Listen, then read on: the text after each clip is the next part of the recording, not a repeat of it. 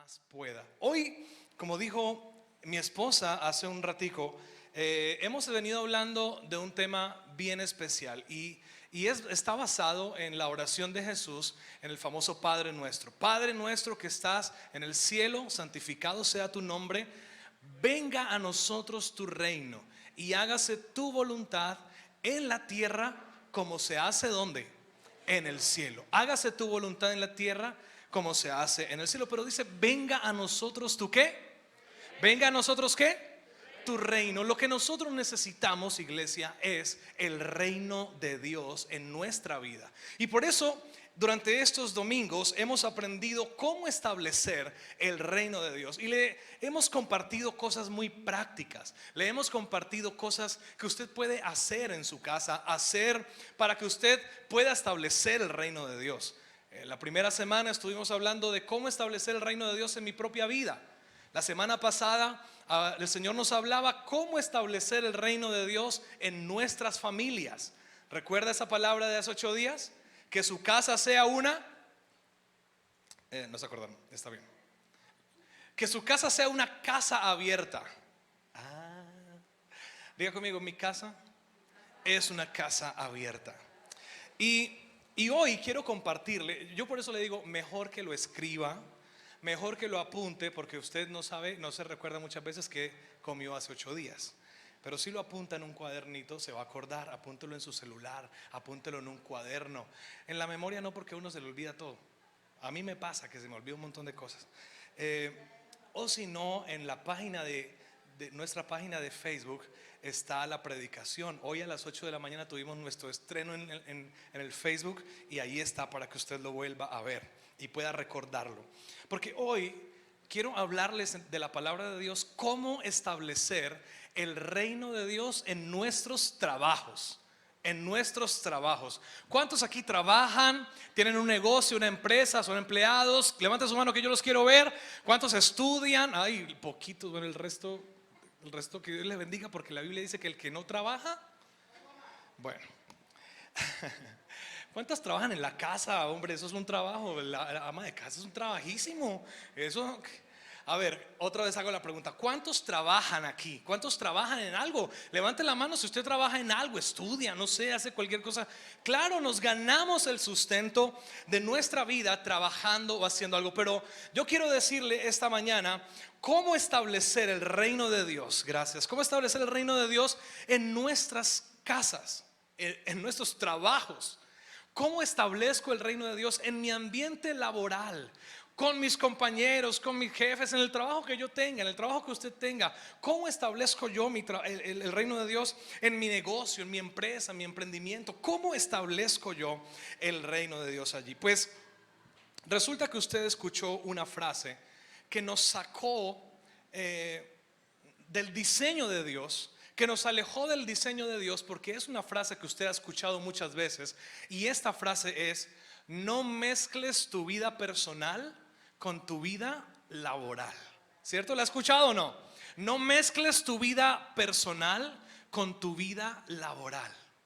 Es una frase que hemos escuchado muchas veces y que seguramente hemos oído y hasta hemos creído. Pero esa frase, quiero decirle esta mañana, muchas veces nos está sacando del diseño de Dios en el propósito de lo que Él quiere con nuestros trabajos también, con nuestra vida laboral, con la vida que nos hace dar el sustento. Y por eso esta mañana quiero hablarle desde la palabra de Dios cómo usted puede tener en su vida la mezcla perfecta. ¿Cómo usted puede tener la mezcla perfecta? Hay unas mezclas que son perfectas. Por ejemplo, la mezcla del café con el agua. Esa mezcla es la mezcla más perfecta. El que se inventó esa mezcla debe tener un puestico en el cielo. Sí, y esa mezcla, si Jesús hubiera sido colombiano, hubiera tomado café en la última cena y le hubiera dicho: muchachos, esta es mi sangre, es negra pero es deliciosa. Y es una mezcla excelente. Hay mezclas que son excelentes, y la mezcla de tu vida espiritual, con tus proyectos de vida, de trabajo, con lo que tú te ganas la vida, es la mezcla perfecta. Y te lo quiero mostrar en la palabra del Señor, porque a veces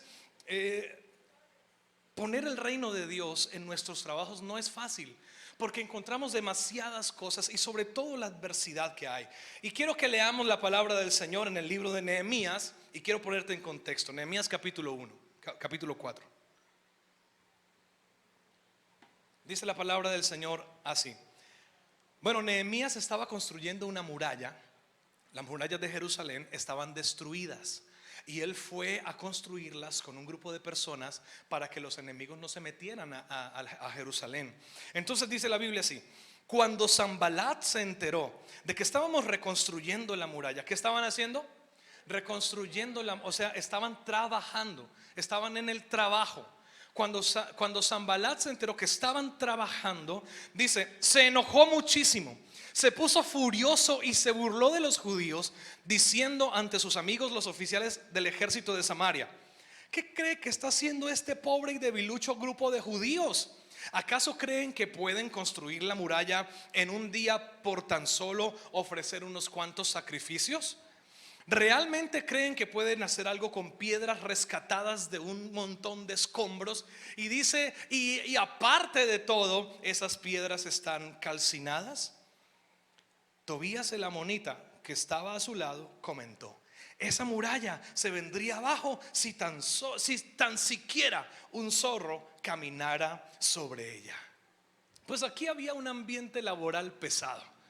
Aquí había un ambiente laboral de esos que quieren hacer las cosas bien, y hay uno que se interpone y no lo deja. Quiere trabajar bien, quiere hacer algo bueno, pero hay uno que como que no deja, que como no permite, se mete en todo, está ahí. Pues aquí había unos que estaban haciendo algo que hoy le llaman el bullying.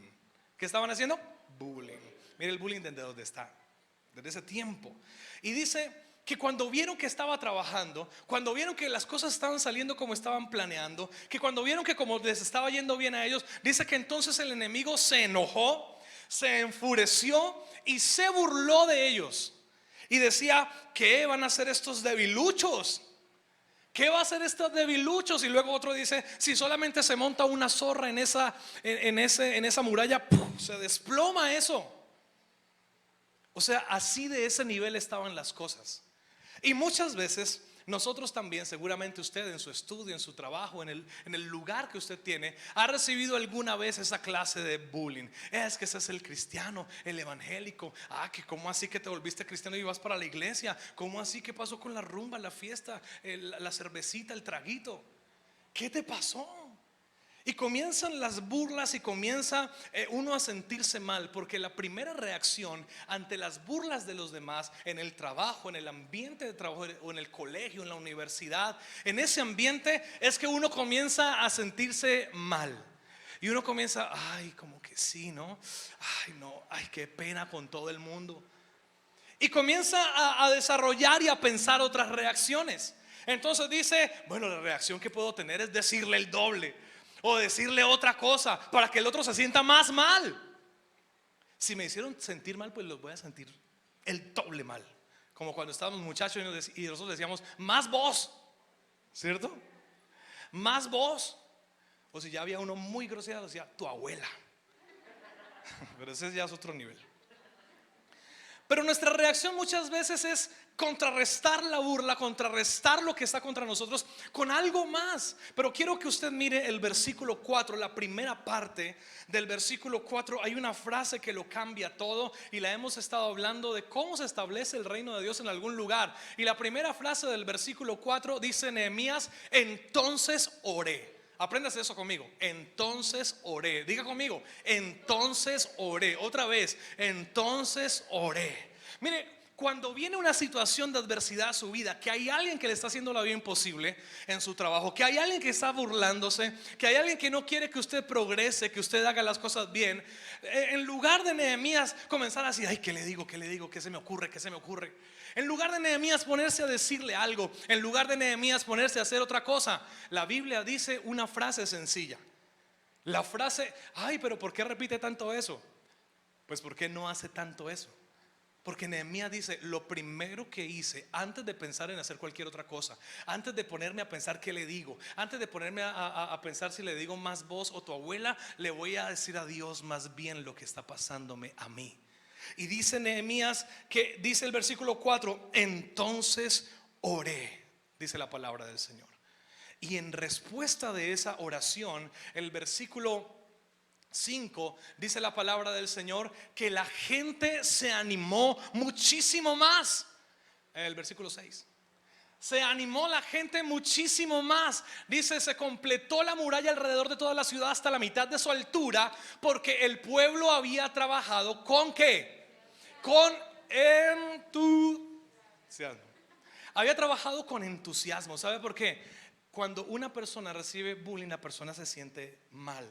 Pero cuando una persona vive una vida de oración delante de Dios, viene el Espíritu Santo y sopla entusiasmo en la persona, no importa el ambiente que esté viviendo en ese momento. Amén.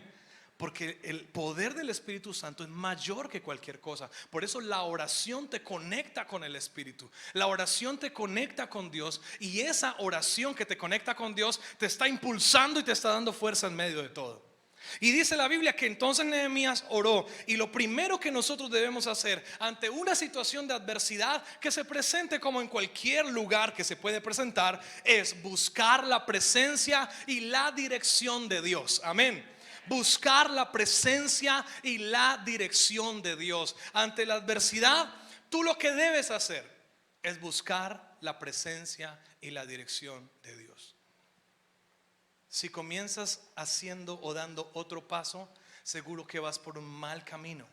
Pero si tú estás viendo que hay un ambiente de adversidad en tu sitio, que tú trabajas, que tú laboras, en tu empresa, en tu negocio, en el lugar donde tus manos trabajan, hay un ambiente tenso y como que te están haciendo la vida como que difícil, la Biblia dice: entonces oré. Busque la presencia de Dios antes que cualquier otra cosa. Y usted y yo ya lo sabemos, pero muchas veces lo dejamos al final. Enseguida dice el capítulo 4 versículo 7: sin embargo, cuando Sanballat, Tobías, los árabes, los amonitas, los asdodeos, mire, ahora ya se juntó un montón de gente. Ya no era un solo enemigo, sino que ahora como que pasa en toda parte. No era uno, sino que se juntaron un montón. Y dice: se enteraron de que la obra progresaba y que estaban reparando las brechas en la muralla de Jerusalén, y se enfurecieron. Todos hicieron planes para venir y luchar contra Jerusalén y causar confusión entre nosotros. Mire, es que cuando se la quieren hacer imposible, a alguien se la hace imposible, se la montan. ¿A quién se la han montado aquí? Si no quiere decir tranquilo, lo entendemos. Pero a muchos nos han montado en algún trabajo. Y cuando venga esa situación, que comiencen como a montársela y usted como que lo está notando, viene una segunda cosa que hizo Nehemías. Porque el enemigo trabaja con estrategias, y una de las estrategias del diablo es crear confusión. Y usted comienza a preguntarse: oiga, ¿será que eso está bien? ¿Eso está mal? ¿Será que me están metiendo chismes? ¿Me están diciendo aquí? ¿Me están diciendo otra cosa allá? Ay, no. Y uno comienza a jugar en el juego del enemigo y a meterse en el juego que él quiere que uno juegue, y uno termina haciendo las cosas que él quiere que uno haga.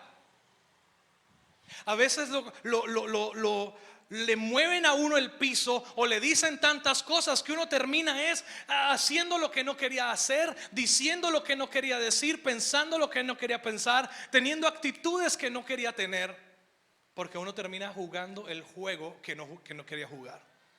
Por eso la palabra del Señor dice que ante eso, mire, quiero que mire usted lo que dice. Versículo 10. Versículo 9 antes. Dice: así que oramos a nuestro Dios y pusimos guardias en la ciudad de día y de noche para protegernos. Oramos a nuestro Dios, ¿y qué más hicieron? Diga conmigo: pusieron guardia. ¿Sabe qué es ponerse en guardia? Ponerse en guardia es estar listo. O cuando usted ha escuchado esto: en guardia, ¿cierto? En guardia. Quiere decir que usted sabe que viene de pronto un golpe. Quiere decir que usted sabe que viene una amenaza. Quiere decir que usted sabe que viene algo contra usted. Pero usted, ¿cómo va a estar? En guardia. Si usted no está en guardia, cualquier cosa lo noquea. ¿Sí o no? Si usted no está en guardia, cualquier cosa lo noquea. Pero cuando usted está en guardia, usted está preparado. Usted está listo. ¿Sabe qué hizo Nehemías? No solamente oró, no solamente buscó la presencia de Dios y la guía, la dirección de Dios, sino que Nehemías también estuvo en guardia. ¿Qué es estar en guardia? Estar en guardia es ser consciente de que lo que pasa en mi ambiente laboral, en todo lo que ocurre en mi ambiente laboral, también son ataques espirituales contra mi vida. Y lo peor, el diablo sabe dónde pegarnos a nosotros. ¿Sabe dónde el diablo darnos a nosotros donde más nos duele, cierto? Satanás sabe dónde darnos a nosotros donde nos duele y lo hace como más nos duela. Pero hay otra persona que también lo sabe y eso somos nosotros. El diablo sabe dónde me duele y dónde soy yo frágil. Pero hay otra persona que también lo sabe y ese soy yo. Yo sé dónde soy frágil. Yo sé dónde me duele. Yo sé dónde soy débil. Yo sé dónde soy débil. ¿Y sabe qué va a pasar con el enemigo? Me va a poner la trampa donde yo soy débil. Pero cuando yo estoy en guardia, así me pongan la trampa, ¿qué va a pasar? No voy a caer. ¿Porque qué? Estoy en guardia y sé que me van a dar un golpe donde más me duele. Cuando usted se hace una heridita en la mano, digamos, se hace una heridita en la mano y alguien lo va a saludar. No, ahora nos saludamos de puño, ¿listo?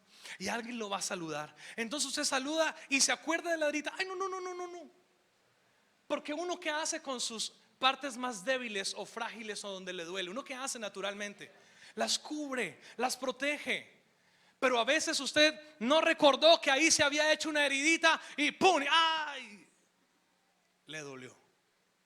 Pero cuando usted está en guardia, cuando usted es consciente de lo que le están haciendo a usted, las palabras que le están diciendo, las cosas que le están haciendo, son para hacerlo caer, son para que usted termine jugando el juego de ellos. Usted termina diciendo: ah, diablo mentiroso, ¿creíste que me iba a hacer caer por eso? Porque ya sé la estrategia del diablo. La Biblia dice que no ignoramos sus maquinaciones.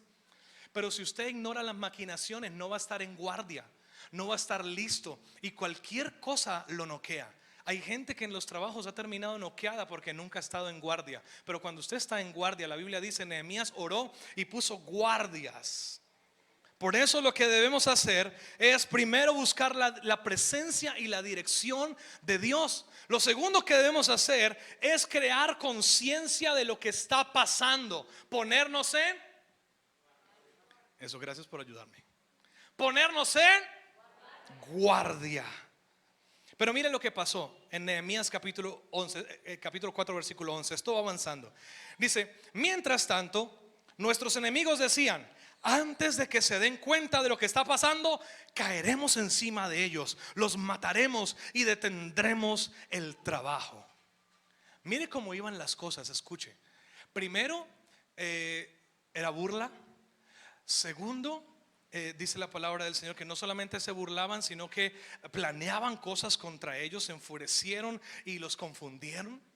Y lo tercero que dice era que los amenazaron de muerte.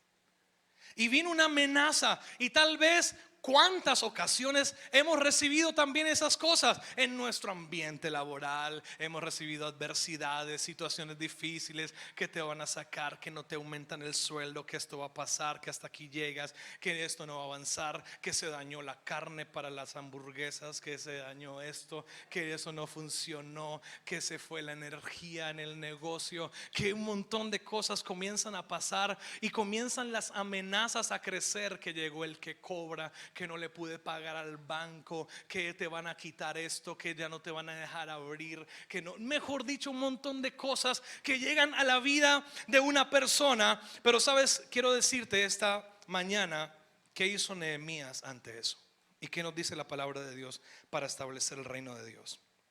Versículo 14. Luego, mientras revisaba la situación, O sea, mientras sabía que había una amenaza, dice Nehemías, reuní a los nobles y a los demás del pueblo. ¿Reuní a quiénes? A los nobles. Mire lo que dice. ¿Sabe quién eran los nobles? Los nobles eran la gente más capacitada, la gente con un lugar importante entre los judíos. Y dice Nehemías, cuando vinieron las amenazas, que la cosa se puso como más seria, como que esto va de verdad y como que me van a hacer la vida imposible. La Biblia dice, Nehemías reunió a los nobles. Y más un versículo más atrás dice, puse a la gente por familias para que hiciera guardia. Hay una tercera cosa que hacer. Primero, buscar la presencia y la dirección de Dios. Segundo, ¿qué hay que hacer? Ponerte en guardia. Y tercero, para hacer, es busca aliados que te hagan ser mejor. Busca gente que te haga ser mejor. Normalmente la gente que más se le pega a uno es la que primero quiere dañarlo. Es la que lo invita a cosas malas, es la que le dice consejos malos. La gente que más se le pega rápido a uno es la que lo guía por un camino malo y la que le dice, ve vos, ¿por qué seguís yendo allá? Ve vos, ¿por qué llegas tan temprano a la casa? Ve vos, ¿por qué haces tal cosa? ¿Vos por qué tu mujer te controla la plata o qué? Ve, ¿por qué sos tan bobo? No, mañana no llegues tan temprano al trabajo, llega más tardecito. Y comienzan a llenarnos de un montón de cosas, porque naturalmente la gente que se nos acerca a nosotros es la gente que va a destruirnos. Pero por eso cuando usted comience a ver que la cosa esté más complicada, reúnase, alíese con gente que va a ayudarle en su propio proceso. Si usted sabe que es débil en algo, si usted sabe que a usted le falla algo en su vida, que usted necesita algo, reúnese con gente que lo haga mejor persona a usted. Muchas veces por ahí un dicho que es que como es Dios los hace y el diablo los junta. Creo que es así. El que anda con la miel, algo se le pega. Mire, normalmente la persona que tiene una parte débil en su vida se une con otra en amistad, en compañerismo, con otra que tiene la misma fragilidad. Y por eso los dos o los tres o el grupo terminan haciendo cosas que les afecta a ellos. Le voy a poner un ejemplo. Si usted sabe que a usted le gusta la plata y le gusta ganarla y le gusta tenerla y sentirla y contarla, ¿a quién no? Pero a usted le gusta eso y usted se junta con otra persona que también le pasa lo mismo. Entonces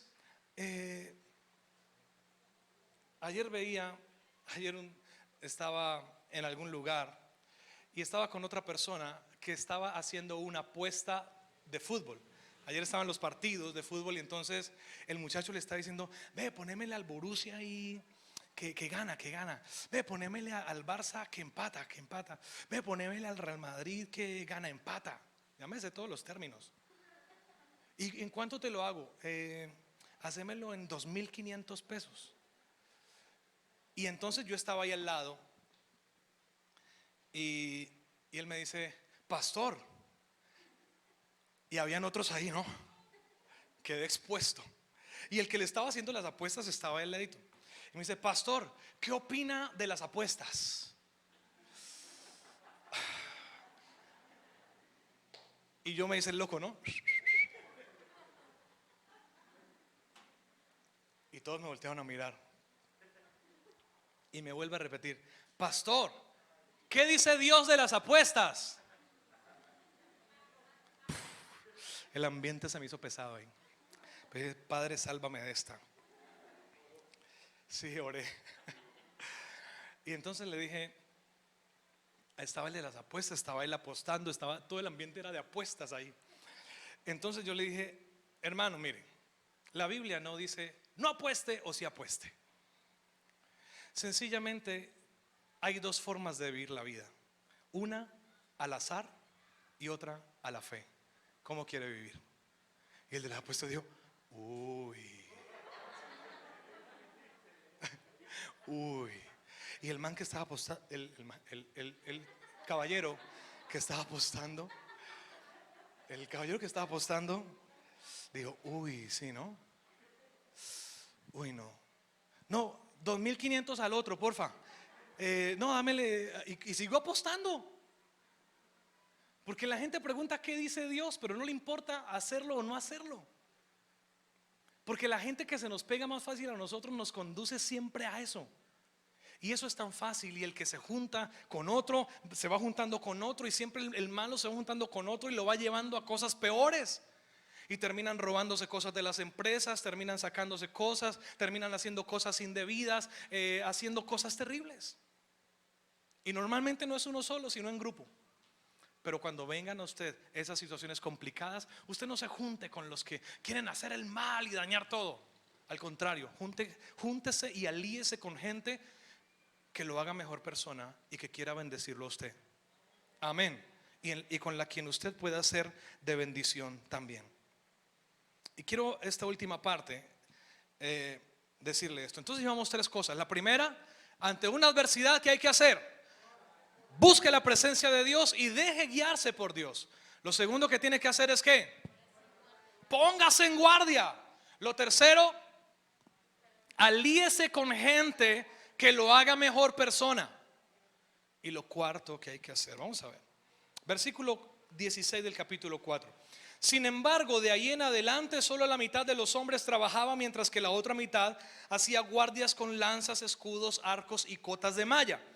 Los líderes se colocaron detrás del pueblo de Judá que edificaba la muralla.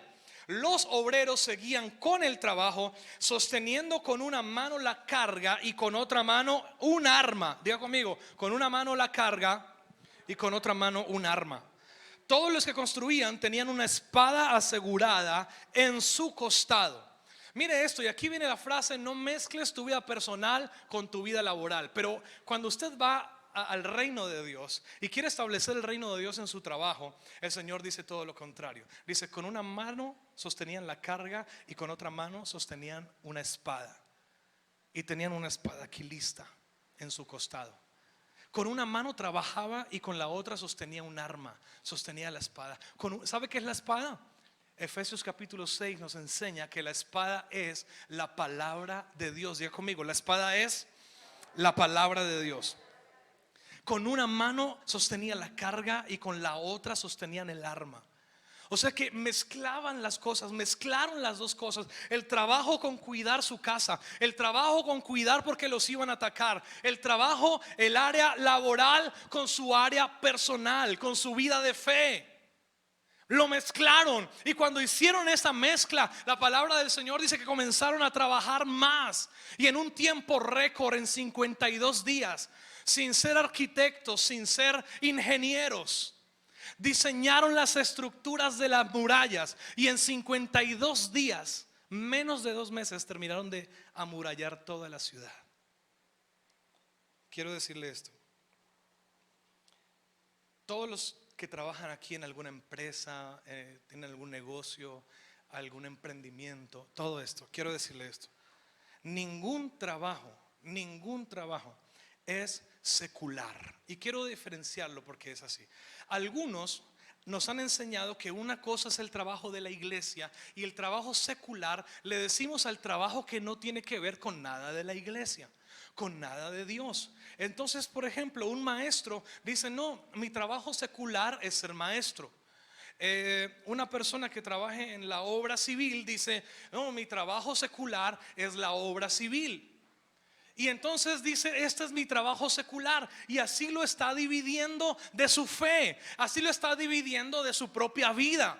Pero ningún trabajo de un hijo de Dios es secular. Nada de lo que hace un hijo de Dios es secular, porque sencillamente usted sería secular entre semana y cristiano los domingos.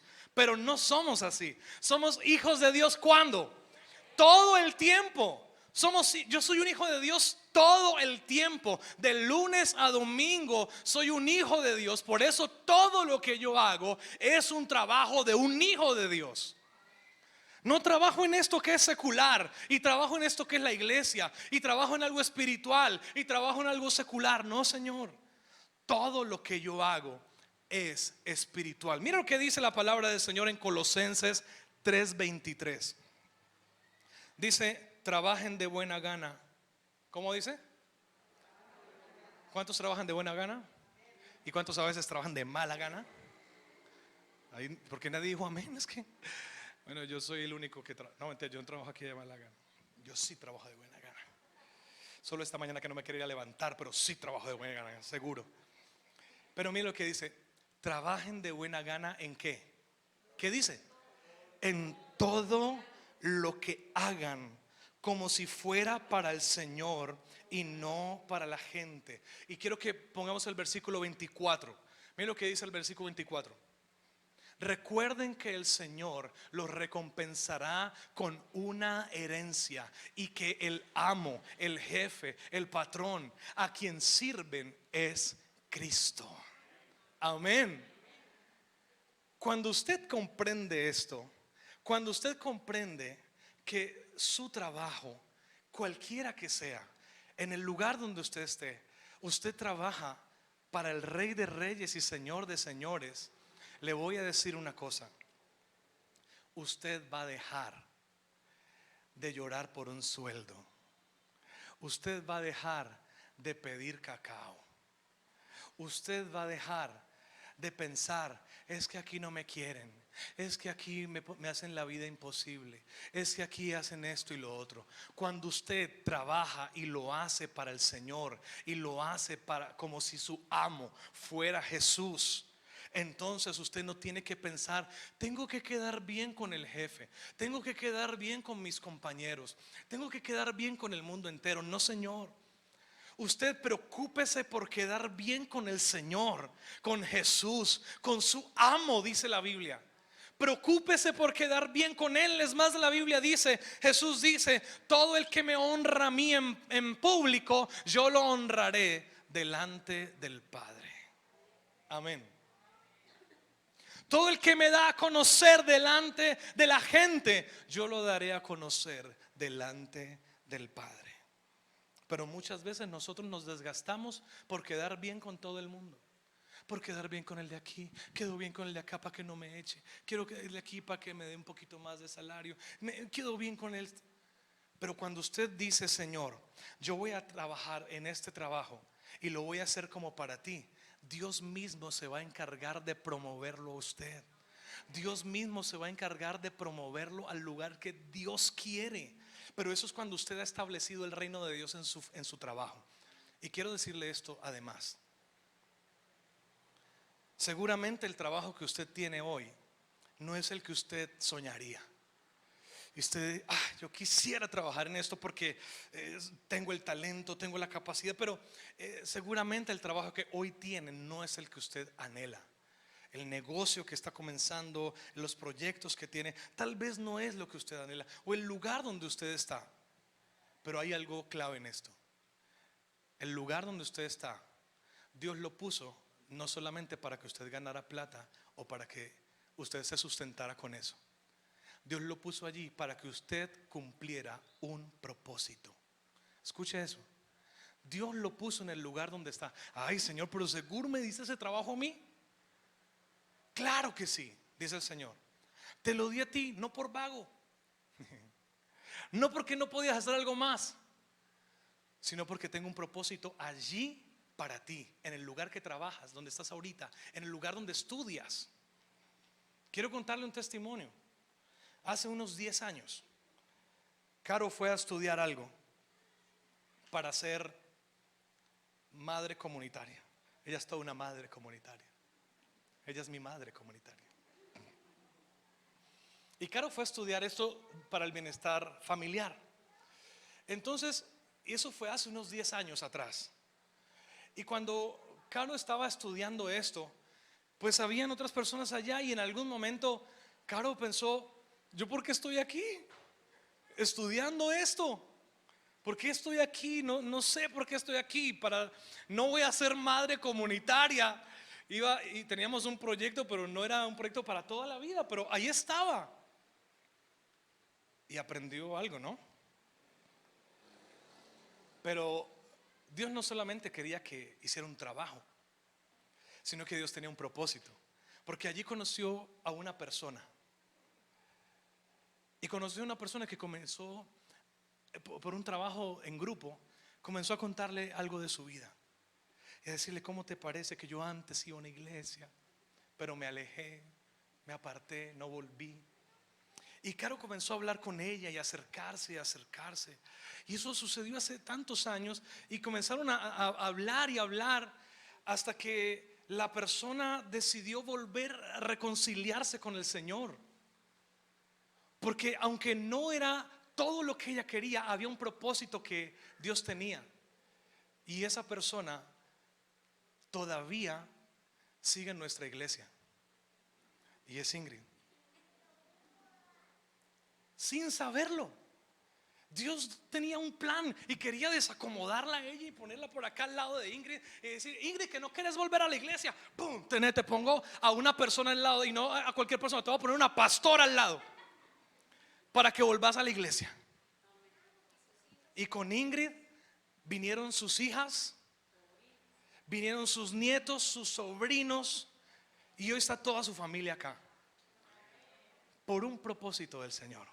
Mira, por un propósito, ¿cuántas personas hay? Póngale unas 10, 15 personas han escuchado el evangelio allí en esa casa. Por un propósito. ¿Para qué Dios lo tiene en su trabajo? ¿Para qué Dios lo tiene en el lugar donde usted está ahora? ¿Para ganar plata? Pues sí, también, pero no es el propósito final. Dios no te tiene ahí solamente porque tú eres un hijo de Dios. Eres un hijo de Dios. Dios no te tiene ahí para que, ay, de esto vivo, y si no tengo esto voy a morir. Otra cosa habrá, pero Dios te tiene allí con un propósito. Piensa: ¿para qué Dios me tiene aquí? ¿Para qué Dios me tiene con estos vecinos? ¿Para qué Dios me tiene con estos compañeros? ¿Para qué Dios me tiene con estos amigos? ¿Para qué Dios me puso ese jefe? ¿Para qué Dios me puso ese compañero de allá? ¿Para qué? ¿Para que me hagan la vida imposible? 4 cosas. La primera: busque la presencia y la dirección de Dios. La segunda: ¿qué? Yo voy a hacerlo así. Ore, haga conmigo así. La primera que hay que hacer cuando hay un problema: orar. La segunda: pero que así, póngase en guardia. La tercera: alíese con gente que lo haga mejor persona. Alíese con esa gente que lo haga mejor persona. Y la cuarta: trabaje para Dios. Listo, hagámoslo con las manos para que, mira, esto es una tarea que la tienen que hacer de lunes a viernes. ¿Listo? De lunes a viernes, recordarla todos los días. Y para recordarla, para su mayor economía, le va a enseñar 4 cosas para que la haga en su casa, en su trabajo, antes de salir. La primera: ore. La segunda: en guardia. La tercera: rodéese con amigos o con gente, alíese con gente que lo haga mejor persona. Y la tercera: trabaje para Dios. Amén. Póngase de pie y vamos a orar al Señor.